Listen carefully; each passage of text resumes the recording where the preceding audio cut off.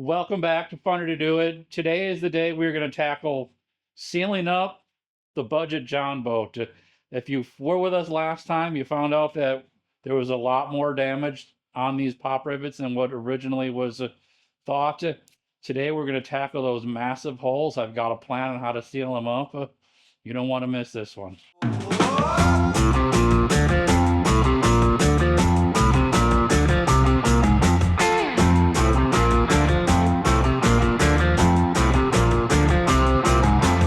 So when I left you last, I had discovered that the parts that were leaking were severely damaged, not just to the point where I can put a new rivet in there, but to the point where we got to come up with a different plan on how to seal that because the hole is just completely blown out.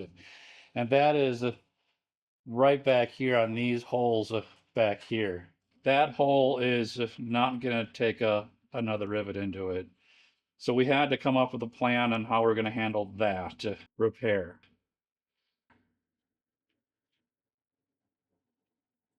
The other issue that came about, and I don't know if I talked about this last film, is the rivets that weren't leaking, they did have a lot of JB weld on the whole part of the boat here. And I decided that we needed to uncover the whole bottom of the boat and really see what these rivets are like and how we need to address them for future, because it wasn't a matter of if they're going to leak, it was when they're going to leak is really what it came down to. About a week or back, I'll put up a little video of me cleaning it up. I went through with a wire brush and a couple of abrasive pads and cleaned everything else off. And then I did drill out every single rivet on the bottom of this boat so I can inspect the holes. And what I found is going to change how we repair a lot of these holes, and I'll get to them right now. This rib is probably one of the best examples that I can show you on it. We have on this boat, these are, I forget the size of these, I'll put it in there. They're actually smaller rivets, and I'll put one right there. And then if you have a larger John boat, they actually use a thicker shank rivet. So the one right here, this is the one size that is supposed to be in this boat. That is the factory size. This is the size if you had a 1448, basically a larger John boat. It's thicker aluminum. They use a thicker rivet, and that's what size that is. So if you look at the holes that are on here, you can see the size of this hole, but then you can see the size of this hole, which is getting a little bit larger. And then you come up over here and you see the size of that hole on those two.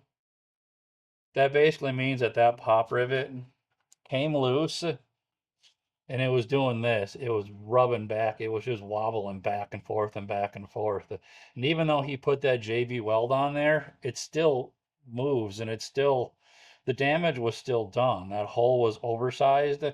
So what I'm going to do on all of these, if this isn't the right size rivet, we're going to drill them out to oversize so this one can actually go in there. And believe it or not, that one actually has been hollowed out to the point where that rivet fits in there pretty good. But say like this one, it fits in there too. But this one right here isn't quite large enough for this one. Well, it is.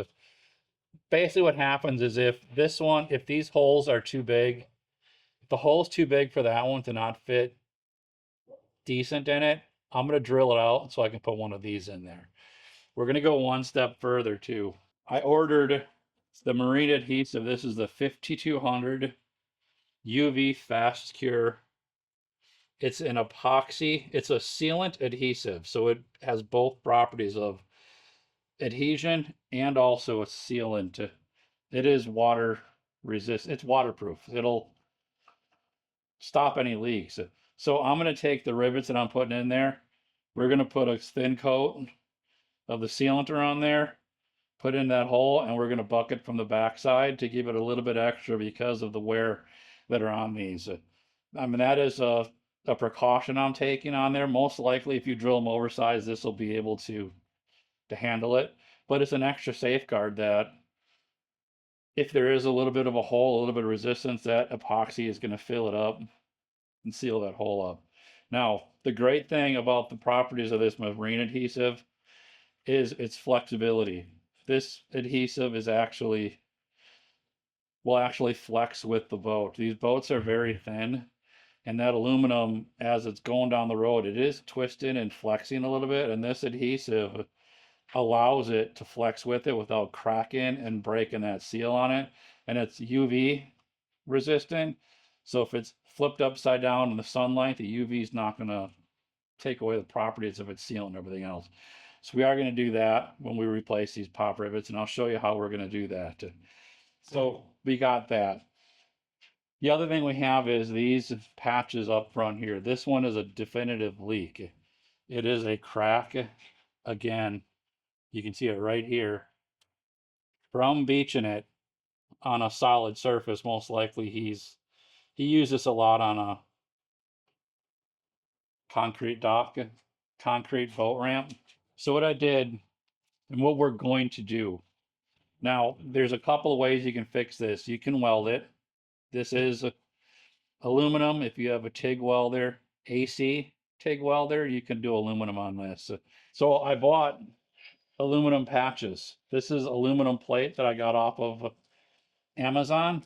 And what we're going to do with this, and again, this is adhesive. This 5200 is a permanent adhesive. It actually, the chemical composition of this, when you put that onto a clean surface like this, it's going to become part of that boat. To get this compound off, you're going to have to grind. You will have to get a hard abrasive. You'll have to grind this off. This becomes part of the boat, if you want to call it. So what we're going to do is we're going to cut a patch that covers this up right here. We're going to mold it to the actual contour of it, cover it with the 5200, and then I have a couple of blind rivets, and we're going to drill through the boat, and we're going to rivet that patch to the bottom of that boat and create a watertight seal. The key is you got to have blind rivets. You can't have the rivets that have a pass through on it, because that's going to create a hole. But they sell blind rivets that will allow it to seal up. Between the 5200, it's going to give it the proper sealant as far as the properties of keeping it watertight and seal proof. The pop rivets are going to make sure that when you're coming up and you're beaching it, that it holds it in place and it's not going to want to rip that patch off. So that's why I'm going to be riveting those there. We're going to do the same thing on those large holes in the back. Cut a patch. I'm going to cover it. I'm not going to pop rivet those because it doesn't have a whole lot of that resistance of a hard surface rubbing up against it. But essentially, we're going to do the same, repairing the larger holes back there that aren't capable of handling a rivet anymore. So without further ado, let's kind of get to the tools that I'm going to use in order to make this happen.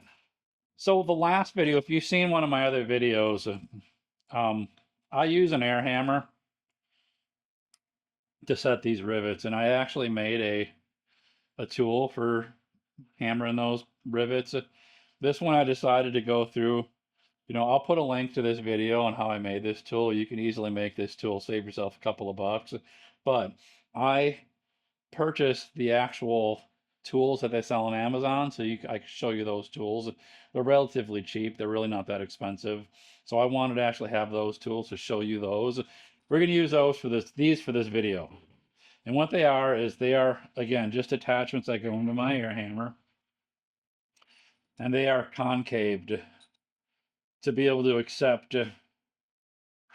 the end of that rivet to be able to mushroom it over. A little bit more sleek, a little bit more compact than what I had. It has the two sizes for the two different rivets that we had, but this will make a really nice mushroom on the back side of it. So we're going to go ahead and use that. So I have those tools.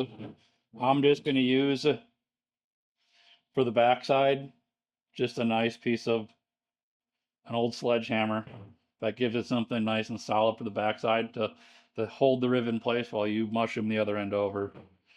We have earplugs. You're going to want to use earplugs for this because it is like a bell inside of there when you're doing that hammering. So pick up your setup. We just got these at Walmart. You can get them off Amazon too. I'll drop a link in there for these for these disposable ear protection. Do that. Once again, grab your safety glasses. I used to wear glasses. I don't wear glasses anymore. We discussed that in a future video. So make sure you got your eye protection on because stars are going to fly. Of course, I've got my air hammer. These are pretty cheap at Harbor Freight. They're probably even pretty cheap off of Amazon. A little air impact one. If you have an air compressor, great. Otherwise, you can just use these with a hammer on the backside here and just do the old manual. I don't get into that because I'm an old fart, and if I hammer too much, I turn into Popeye. So I'm not doing it. Not even to show you how to do it, I'm not doing it because I don't want to go through that. Air hammer and air compressor. They're not that expensive, but well worth it. And of course, you're going to want to clean these holes off. I do have some abrasives that I can do to get a nice clean surface. I got a good start on it on a lot of them, but some of the patch areas, you really want to get a full clean surface on there so you have good adhesion with that aluminum. So let's go ahead and get started. And probably I'm going to do the rivets, whatever I can do for the brazier rivets, and then we'll assess how many holes we have left to actually fill with that. So I got all this side done. What I did on these is I actually drilled this whole row out because a couple of them were oversized. So I'm just going to go with all oversized on this one, but I got the proper size drill bit to over drill them. This one up here is going to need to be oversized because it's got a nice little egg right here that I don't trust is going to get filled in by putting a smaller one in. So I'm just going to drill them out. This one, you can kind of see on this one right here, there's a hairline crack that's coming right through right here. So this one's not a candidate for a pop rivet because we got to take care of that hairline because that's just going to keep on going if we don't address that with a patch and a different repair. This one has the same thing. There's a hairline crack right here. I don't want to drill that one out. I need to address that hairline crack with either a patch or something else. You got to actually drill that portion out. If you don't drill out a hairline crack, it'll start spreading. I'll cover that later in the video.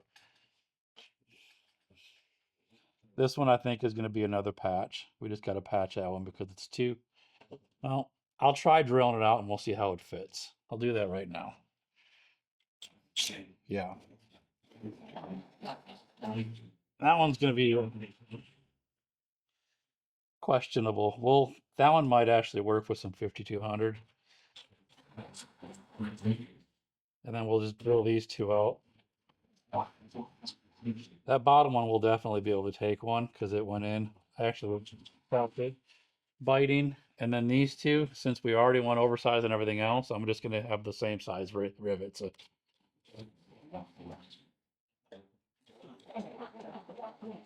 That one hardly took anything to get through, so that'll be a good one to get it. So we're talking these, the two center ribs for sure are going to get a patch. This one, I think I'm going to put one in there and see what it looks like, and then we'll assess it once the boat is back together. We may have to leak test this before we paint it again, just for safe, just for good measures to make sure everything is sealed up. So let's go ahead and get those brazier nuts rivets in, see how they look. The top one? Yeah. Okay. Ready? Yep. We got all the rivets secured in here that I feel comfortable that they're going to seal on their own.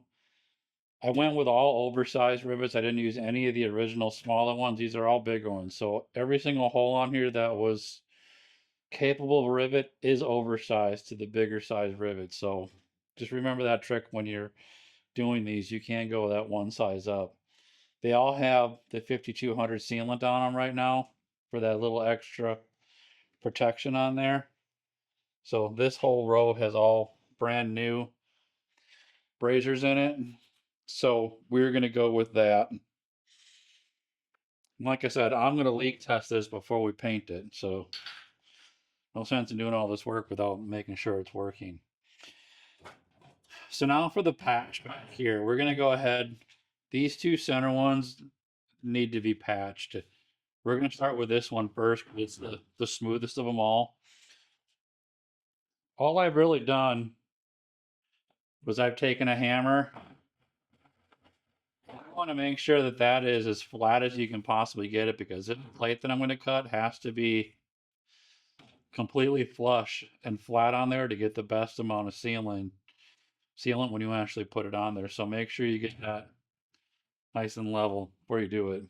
So I got my 2 aluminum pieces here. I got these off of Amazon. These are an inch, 1/16 of an inch.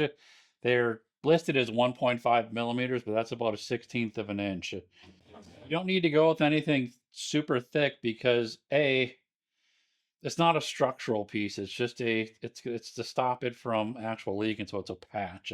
So it really isn't doing anything structural for it. And really, that's what the size of this aluminum is anyway. It's a 1/16 of an inch. Plus, if you want to actually do some welding repairs, 1/16 of an inch, 1/16 of an inch, it's going to be a good weld. You don't have to worry about concentrate more heat here than there. So that's a good size for a patch. So what I need to do is pretty much measure out the patch. I'm just going to cut out a piece to just patch up this whole piece in one, because by the time I cut a patch here and a patch here, I'm better off just going through and doing the whole thing at once. So what I'm going to do is I'm going to make sure I'm flat, rib to rib. So I'll mark it about right there. That's how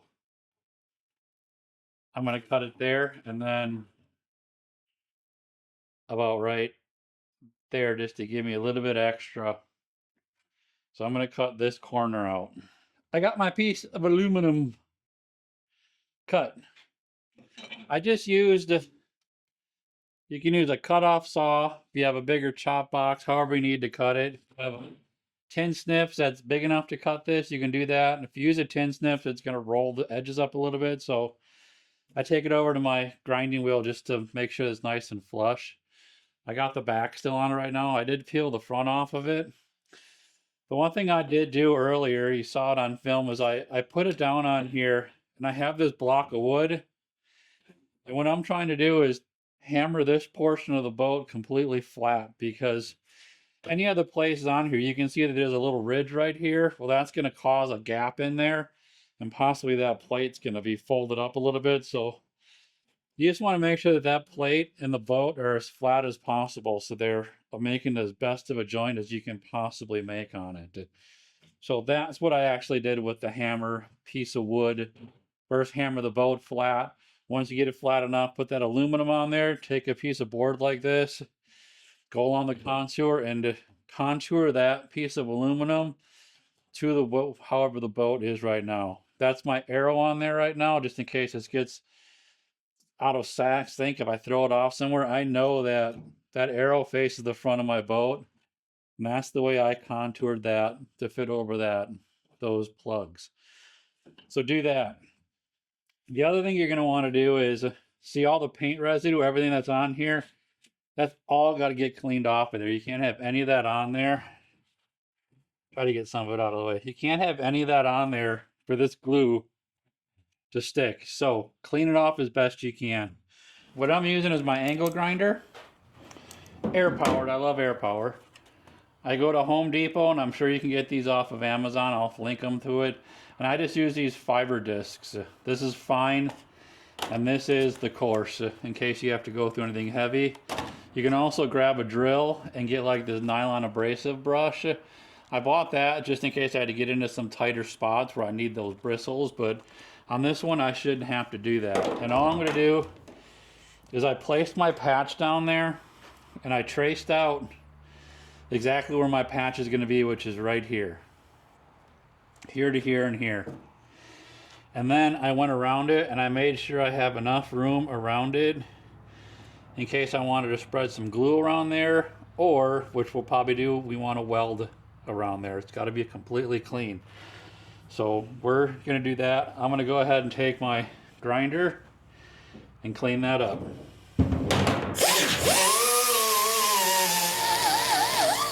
All right, so I got some denatured alcohol so I can make sure it's nice and clean.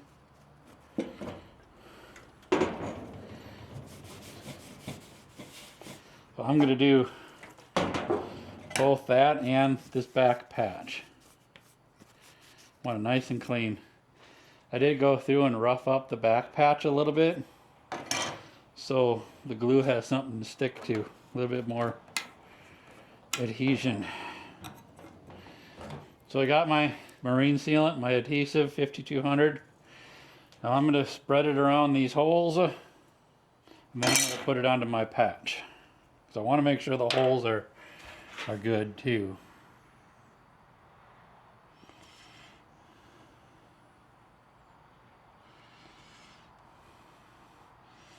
If it went up the middle. So there are my holes, and I'm going to go through on my patch.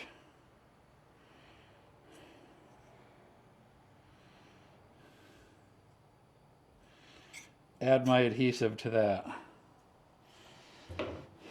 So I got some sealant on there, I got sealant on here. Now I'm just going to place my patch in and smush it down.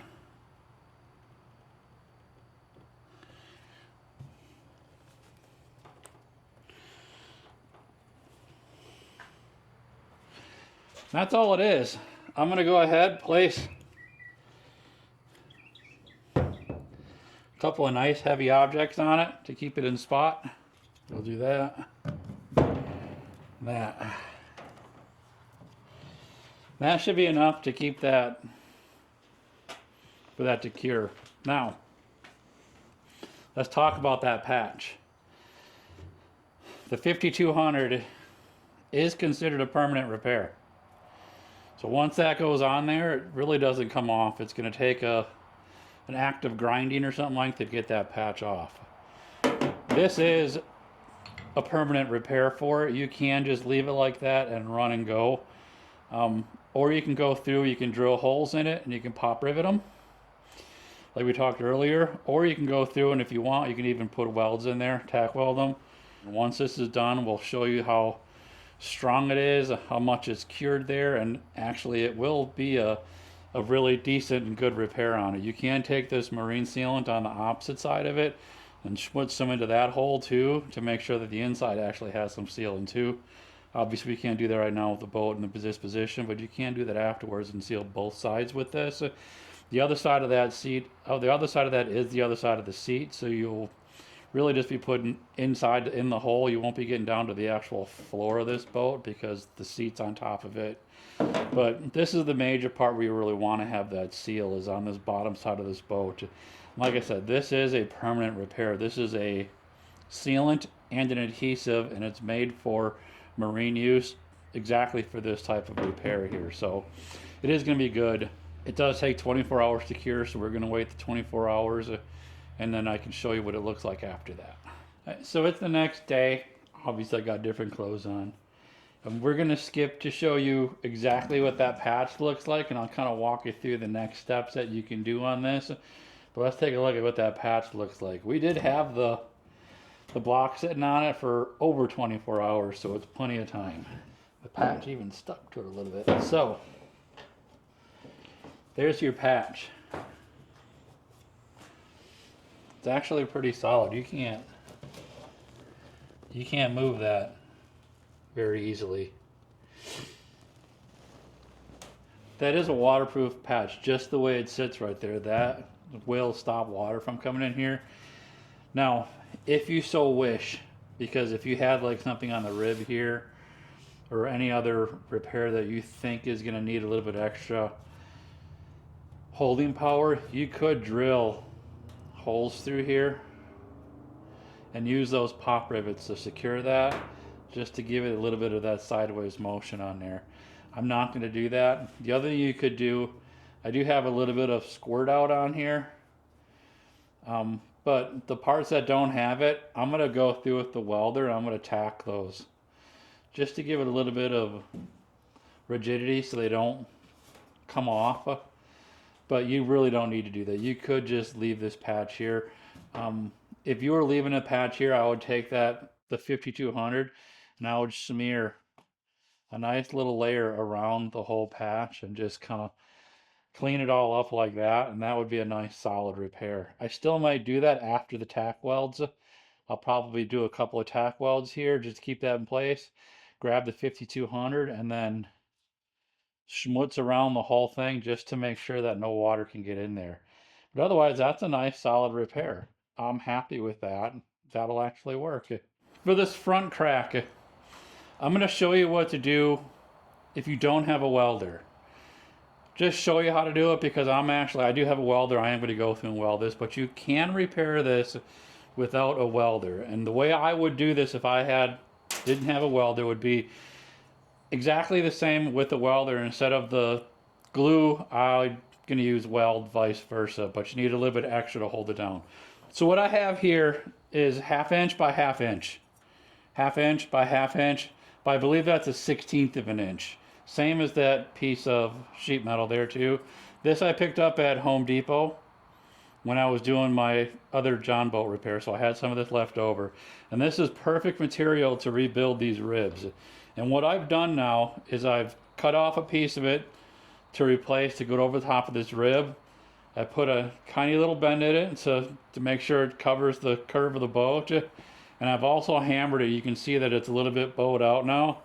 I've hammered that rib so it opened up just a little bit, so it sits a little bit flatter on there and it fits well. So that's going to cover up, that's the new part of the bolt that we're going to replace. And we're going to do this on this rib, and this rib. All three of the ribs are going to get the exact same repair. So what I would do here, obviously I've got that cut, it's molded really nice, and it's nice and solid. Again, you would take this and you would clean all this paint off, same as what we did up on the front here. You got to have it down to that bare metal for that glue to work. Get rid of all this garbage paint, old JV weld, whatever you've got on there. Clean it with some denatured alcohol and get it nice and clean. Clean both sides of this, everything. I would take a bead of my glue and run it straight up here, a full, nice, good bead, so it's going to squish out all over the place. Make sure this is clean, and I now would stick it on there and let that harden. Now, the other thing you're going to want to do once this hardens, this has a lot of stress as it comes and hits. It's going to end up hitting this, and you're going to want something a little bit more than that glue because eventually it will rip. That glue will have a tendency to rip it off. So that's where your pop rivets come in. Now this is a 1/8 inch diameter pop rivet. Now these are blind pop rivets. These do not have a hole in them. If you look at the end of it, there's no hole in the end of that. What that means is when that pop rivet sinks, when you actually pop it or crush it, there is no hole left in it. It's solid, so no water can get through this. I would get my drill, little 1/8 inch drill bit, and I would drill holes each side, right there, there, on both sides of this. I would take these pop rivets, seal it, get your sealant once again, put your sealant around the pop rivet, and put that in there and pop rivet, and that's going to hold that rib into place just fine, so you can actually do it. What I'm going to end up doing now with the welder is I will go through, place this down there, and then I'm just going to weld that bar on there. But before I do that, I will build this up here and weld that crack shut on here. So it's welded here, and then we're basically just going to be using this as more guard, if you want to call it. So it's got some fresh meat for it to rub onto. So, but that's how you would fix that front one. And the reason why I chose to do the welder is because I'm selling it. If you're doing this with the pop rivets, it's going to be just as fine. It's going to seal up really well. Just doesn't look as nice. I want it to aesthetically look really nice and pleasing, and the weld is going to sell better. And eventually, my whole purpose is to sell this boat, period. And then a lot of the other pop rivets that are on here, I am going to put the pop rivets in the holes that are kind of egged out and walled out, fix them, and then I'm going to actually weld the brazier rivets. I keep saying pop rivets. I'm going to put brazier rivets in all the remaining holes after I build it up a little bit with the aluminum, and then weld the brazier nuts in there so they don't leak anymore. So that's coming in the next video. So hopefully, I mean, this repair is really nice and solid for you. Even if you wanted to sell this boat after doing these types of repairs, it really is a solid repair on it. I have been thinking about getting a welder for a while now. And I guess this boat just kind of gave me that little extra nudge to say, you know what? This is a perfect candidate to show you how to do a budget build as far as a budget repair on these, but it's also a really good candidate to show you how you can use a welder to actually repair a bolt like this. So it's kind of covering two bases here. So I hope you got enough out of this video as far as how to use the 5200 to seal up your boat and be confident that it's actually not going to leak on the water. You're going to get a lot of really good adventures out on the water. Stay tuned. I do have the welder here. The next video, I'm really excited. If you couldn't tell, I've kept saying welder the whole video. Welding, welding, welding, because I'm super excited about getting the welder. I've been like I said, thinking about getting a welder for a while now. I do have the welder. The next video is going to be the unboxing of that welder. We're going to talk about the welder, talk about the needs of what kind of a welder you're going to need to do aluminum, the type of equipment you're going to need for it, how your shop has to be set up, and the skill set on you'll need to actually weld aluminum. And we will be welding on this boat in a future video, fixing all these repairs to it and getting this one ready to water test again, because I will water test this one after I'm done with it. There's way too many repairs on here not to water test it. So we will water test it, and then we're going to get it painted and hopefully get this to a new owner within the next month or two. So with that, I will put a link to all the tools that I used in here, all the hardware that we have, including those pop rivets. I'll look and see if I can get some of that aluminum angle, but otherwise Home Depot sells that all day long on there. Until then, thank you for watching. Like I said, keep a lookout for that other one. I'm really excited about that welder. And until then, get out and fish, get out and enjoy, and happy fishing.